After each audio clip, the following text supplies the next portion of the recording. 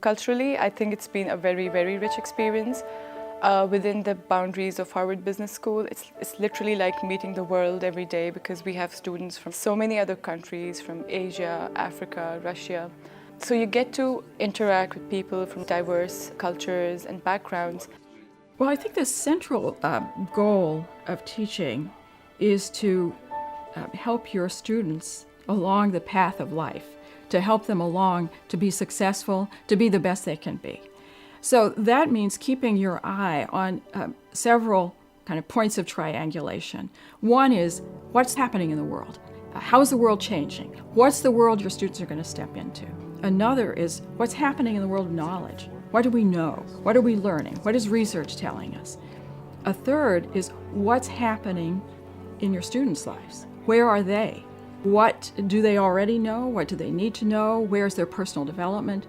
And taking these three kind of pieces together and triangulating them in a way that you can try to deliver to the student what the student needs to know and to develop in order to be better at the right time is sort of the art of teaching.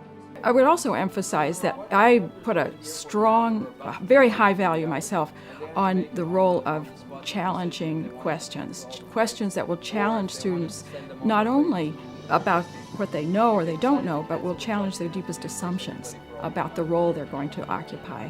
And helping students while they're here not only gather knowledge, develop skills, but also develop a basic or at least a framework of their own personal philosophy of management that they can take out into the world is an important part of the educational mission that I bring into the classroom. It's so easy to just immerse yourself in a different culture here, whether it be in the classroom, outside the classroom, literally on campus through different cultural events. To understand how ephemeral that world is, to understand how sensitive it is to change, to recognize that the globalization we take for granted really requires a constant collection of adjustments on the part of both managers and policymakers to make sure that people still feel like they benefit from it, to make sure that indeed they do benefit from it is really, I think, essential to being an effective leader in either an organization like the World Bank or a major corporation, or to set up a new company to fit within this institutional architecture for market. The borrowing costs within Turkey